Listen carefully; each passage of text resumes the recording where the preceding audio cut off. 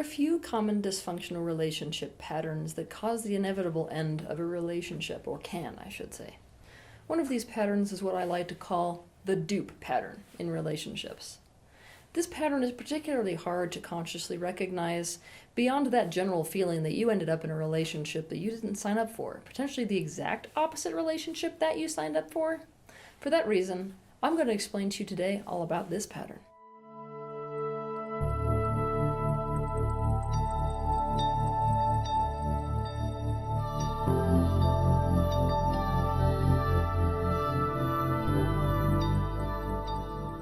The reality for so many of us is that our needs were not well enough met in childhood.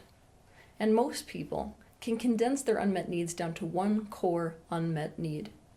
When a need is not met for a child, this actually translates as a trauma within the personal system.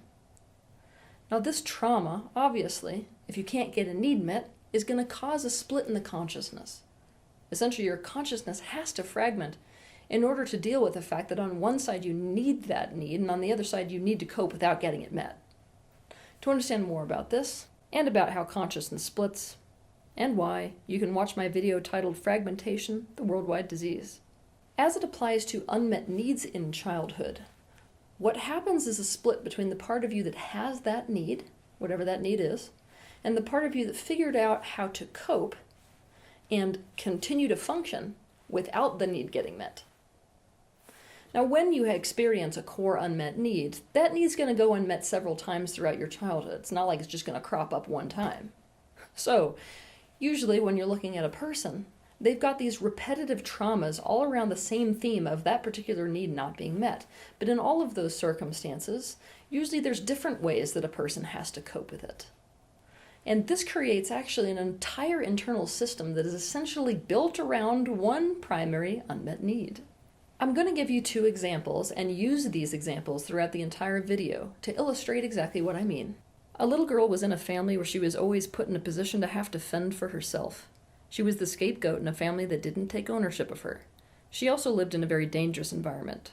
Her core unmet need is to be fended for. But because there was no opportunity to meet this need, she had to simply deny, suppress, and disown the need to be fended for. At the same time as draw from within herself the ability to fend for herself completely. Because she was put in situations where she needed to fend for herself over and over again, and many of those times had to find a new way or strategy to fend for herself, she developed several parts of herself who were hyper-capable, hyper-responsible, and independent, etc. Because those were the ones that kept her safe, those are the ones she wears on the surface of her personality. Everyone sees her this way. To the opposite side of each of these parts is a part that is desperate to be fended for by someone else.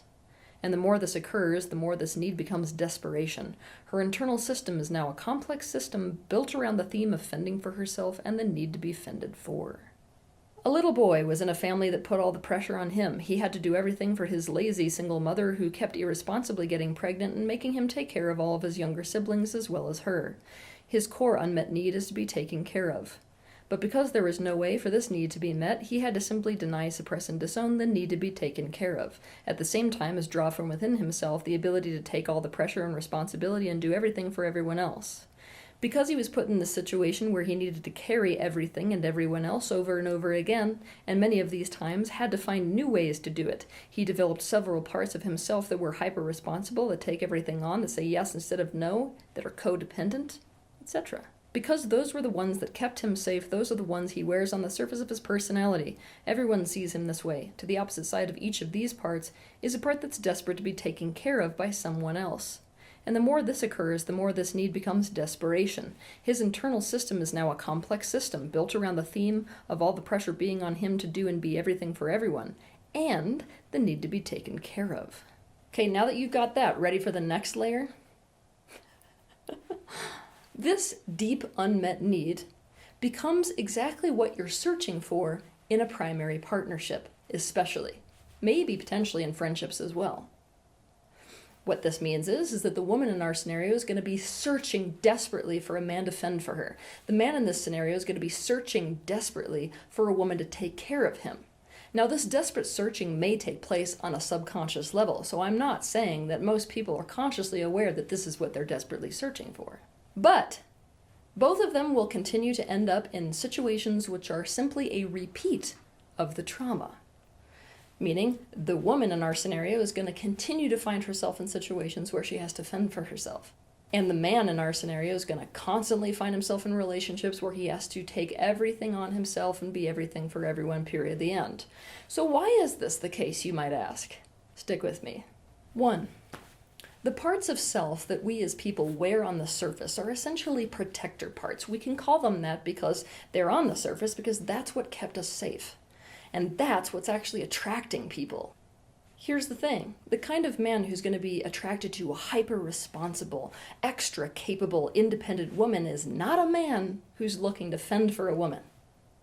To the opposite, a woman who is looking for a man who will take everything on, who wants to be everything to everyone, and who caretakes everyone around him, is not a woman who's looking to take care of a man.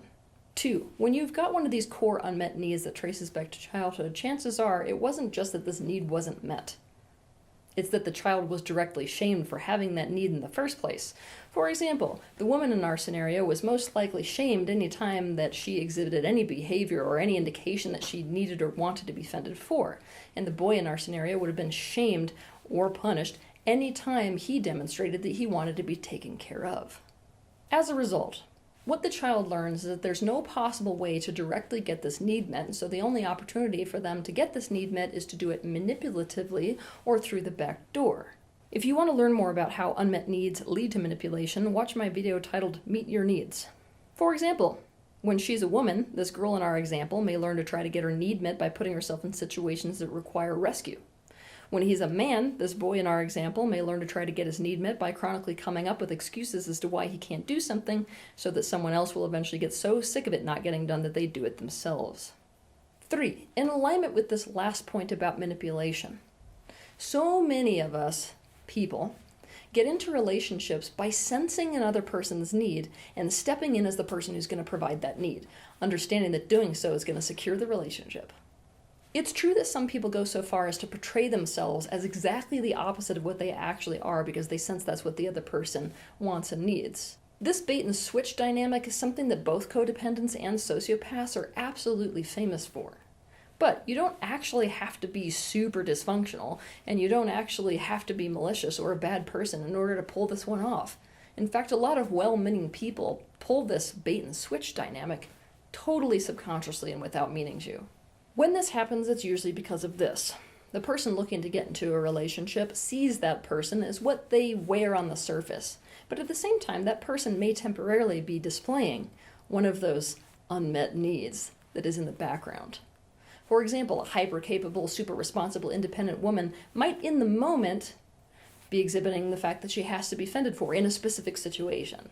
The parts of them that have compensated for their own unmet need are usually fully capable of meeting that need which the other person is currently displaying. In fact, being that way is what guaranteed them any closeness with their family growing up. So being that way in this new relationship situation is what they believe will secure the connection. Okay, so using our example. The man in our scenario, if he meets the woman in our scenario, sees her as this super capable, hyper-responsible, and independent woman. Even if in the moment he meets her, she's pulling one of these rescue dynamics, he sees this as a temporary thing, and this is the thing. Because he spent his whole life fending for his mother, this is a need he knows how to meet. Not only does he have the confidence and skill to do this because he did this for his mother his whole life, he has already learned that this is how he should go about securing relationships, because that's what secured his connection to his mother. So he's going to sense this opportunity and jump in as the rescuer to fend for her. He knows she will want to commit to him if he does that. But really, he's attracted to her because, being so hyper-capable, hyper-responsible, and independent, he imagines that if he rescues her or fends for her, she will be even more capable, responsible, confident, and independent. Essentially, he might, in a backdoor way, end up being with the woman he always dreamed of. A woman who's the opposite of his mom. A woman who takes the pressure herself and takes care of him. But is this what she's going to see when he jumps in and fends for her? No. She's going to see a man who finally will fend for her. And I mean not just one time so she can go back to being independent. I mean she's found somebody who will fend for her forever. So this all seems to be going super well, and they found each other finally until eventually the man realizes, wait a minute, she's going to expect me to fend for her forever. Therefore, eventually when this man sees that what she really wants is to be fended for eternally, he realizes that this core unmet need of his is not going to get met. So he sinks into a depression.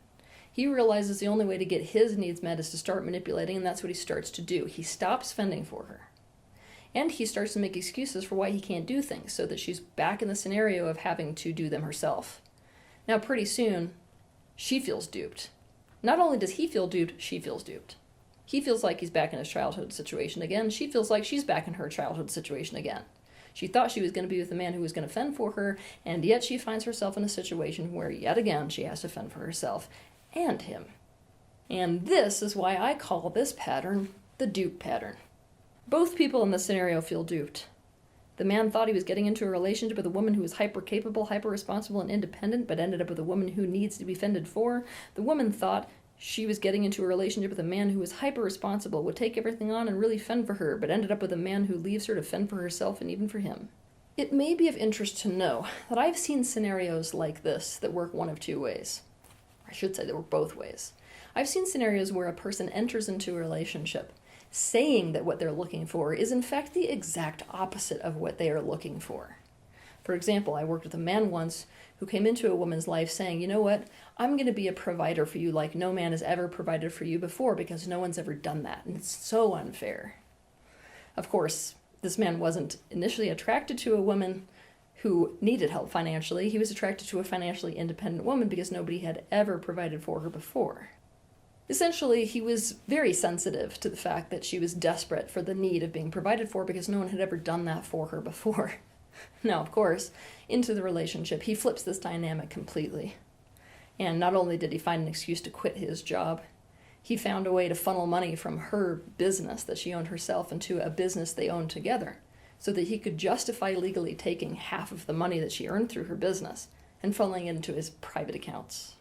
But I've also seen this pattern play out even when a person is directly saying exactly what they want in a relationship and need in a relationship.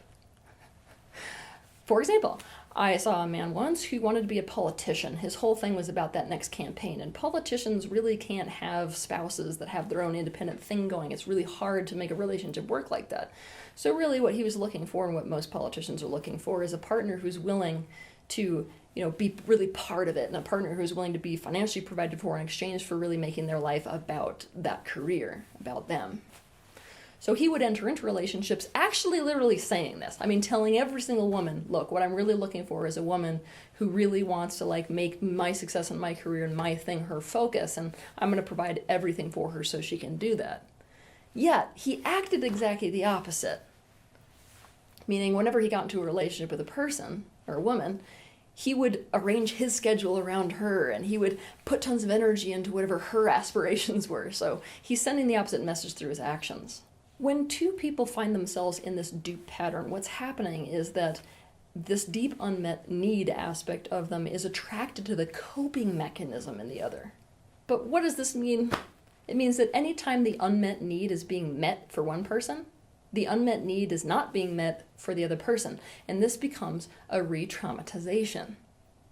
So, using the scenario that we've been using, or our examples, if the unmet need in the woman in our example, which is to be fended for, is being met, then he's not being taken care of, so his unmet need is not met. Now, if he's being taken care of by her, her unmet need, which is to be fended for, is not being met. Okay, so to understand a little bit more about how this attraction to the coping mechanism works, let's go back to our examples. The parts of the woman who need to be fended for are attracted to the parts of the man who coped by being hyper-responsible and taking care of everything. But the real truth underneath that coping behavior is he wants to be taken care of. The parts of the man who wants to be taken care of are attracted to the parts of the woman who coped by being hyper-capable, hyper-responsible, and independent. But the truth underneath that coping behavior is that she wants to be fended for. Obviously, because this essentially means that anytime one of their unmet needs is being met, the other one is in a starvation mode or a re-traumatization mode, or both of them just simply don't meet the need for each other and end up totally re-traumatized in terms of deprivation to begin with. Obviously, this relationship devolves not only into feeling duped, but feeling like there's no reason to be in the relationship until it ultimately dissolves, and then they wind up in the same pattern again with the very next person. So, full disclosure, I could do an entire e-course or an entire workshop just on this pattern alone, but I'm going to try to condense everything to a basically a super punch as to how to deal with this dynamic. First of all, becoming aware of this pattern as well as that unmet need that's at the core of your being is really the first step to fixing this issue. And in fact, it in and of itself does a lot for healing. Because this core unmet need of yours represents a trauma, it's going to be tied to your fight or flight system. This is going to be really primal stuff for you. So the chances of you being able to be really conscious and logical and rational around this unmet need is very, very small. In other words, it's going to exist like a great big trigger inside you. Just like somebody who has a severe abandonment trauma may react as if they're getting abandoned anytime somebody even just goes to the store for a couple of hours. There may be scenarios in your life, once you become aware of this dynamic, that the second something happens, you're like, oh no, I'm back there, I'm going to have to fend for myself. If it's the girl in the scenario, or oh my god, oh no, I'm going to have to take care of everything and everyone. When that actually isn't what's happening, essentially you may just be reacting to a reality that you alone perceive. Now, when you become aware of this pattern within you, or when you become aware of this deep unmet need, not only does this make it easier to meet that need directly in ways where you're actually going to be able to get that need met, but you're also going to wake up to the fact that, wait a minute, I may not be in the exact same situation as I was before. The girl in our scenario may realize, wait a minute, maybe if this is happening, it doesn't necessarily automatically mean I have to fend for myself. And the boy in our scenario may actually realize, wait a minute, I'm not actually in a situation where I have to take care of absolutely everything. And maybe I'm actually choosing to do that in this life. It's not something that's being forced upon me. Becoming aware of this pattern causes you to see yourself in this pattern and be able to discern reality from projected trauma. And this in and of itself can actually cause healing and also calm the desperation and reactivity of both the part of you that has the unmet need and the part of you that learned to cope and function without that need getting met. To really solve this pattern, the part of you that has that unmet need and the part of you that learned how to cope without having that need being met, they need to come together and they need to reintegrate, meaning that split has to come back together. They have to find an agreement and a way of existing that feels good to them both. All you need to know to be able to begin this work is what that need is. From there, my personal favorite way to create integration work in this regard is actually parts work. To learn how to do parts work, you can watch my video titled Parts Work, What is Parts Work and How to Do It. Alternatively, you can find a therapist who's adept at parts work to help you with the process. Or you can go to www.completionprocess.com and select a completion process practitioner who is specifically adept at parts work as well. During this process of integration, these currently polarized parts are likely to find an agreement or find a way of coming back together again. Now, this harmonization causes your thoughts, your words, your actions, your choices to change. When this occurs, you actually come more into alignment with getting that particular need met, and it becomes obvious to you how to get that need met in much more conscious adult ways. On top of this, as that intense polarization inside you dissipates, you're not a match to partners who have the same intense form of polarization. Now that's really, really important because that decreases your likelihood of becoming a match or being attracted to somebody who's super hyperpolarized because of their coping mechanism. When people are severely polarized, it means they've had to split in order to cope. This means that exaggerated extreme you're attracted to may not be authentic. There may also be something else, even potentially the exact opposite thing hiding behind it. That part of their personality you're attracted to may just be a coping mechanism. Now, coping mechanisms, because they're not an exact, accurate representation of the totality of who somebody is, tends to go away when someone heals or when they feel secure enough in a relationship to show that vulnerable side. Here's the reality. Until someone becomes completely authentic, and they cannot become completely authentic until they completely know themselves, and they cannot completely know themselves until they completely integrate, is going to dupe other people. And they're not going to be duping other people necessarily because they're a bad person or because there's something super wrong with them. They're going to be duping people because they're actually duping themselves every day without even knowing it. Being alive implies the process of self-discovery. When you commit to a relationship, what you're ultimately committing to is embarking on this process of self-discovery, but together. In other words, if we're all on this process of self-discovery, you're not going to shake hands with somebody that knows themselves completely. All you have is a range of probabilities that a person is who they think they are or who they say they are. Therefore, I'm going to leave you with a truth that I want you to consider.